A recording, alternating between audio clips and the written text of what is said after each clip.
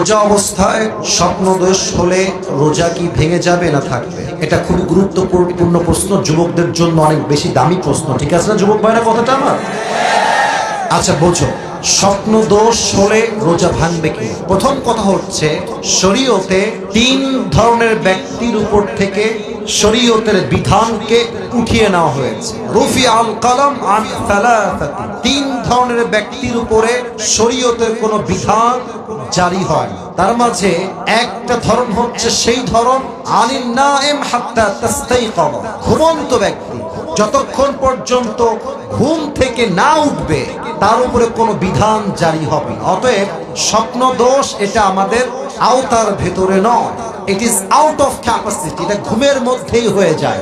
অতএব স্বপ্ন দোষ হলে রোজা ভাঙবে না, তবে গোসলটা ফরজ হয়ে যাবে। আবারও বলছি, রোজা ভাঙবে না, তবে গোসলটা ফরজ হয়ে যাবে। তবে তোমাদেরকে আমি বন্ধু হিসেবে বলতে চাই, রোজার মাসেও যাদের স্বপ্ন দোষ হয়, খায় তো খুবই কম, তাও যেহেতু স্বপ্ন দোষ হয়, বুঝতে হবে দাল মে কুছ কালা তো জরুর হ্যায়।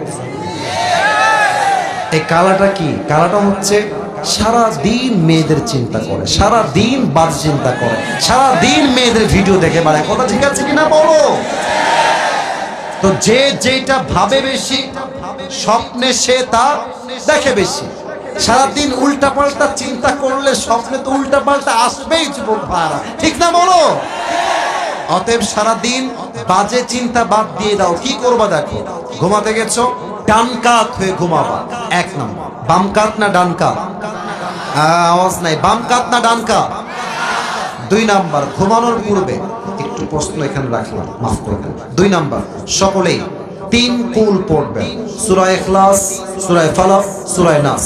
দেখেন আমার দিকে, পুরো শরীরটা মাসাহ করবে। 3 কুল পড়ে যেই বান্দা শরীরকে মাসাহ করে ফেলে, তাকে আল্লাহ তাআলা শয়তানের সমস্ত ফিতনার থেকে মুক্তি দান করে। সুবহানাল্লাহ পড়বেন না? আর 3 নম্বর আমল, মুরব্বী, যুবক, মা, বোন সবাই মিলে করবেন। ঘুমানোর পূর্বে অবশ্যই আয়াতুল কুরসি পাঠ করবেন। আয়াতুল কুরসি পড়ে যে বান্দা ঘুমিয়ে যায়, তাকে প্রোটেকশন দেওয়ার জন্য, তাকে গার্ড দেওয়ার জন্য আল্লাহ তাআলা নিজেই ফেরেশতা নিযুক্ত করে দেয়। সুবহানাল্লাহ পড়েন সবাই।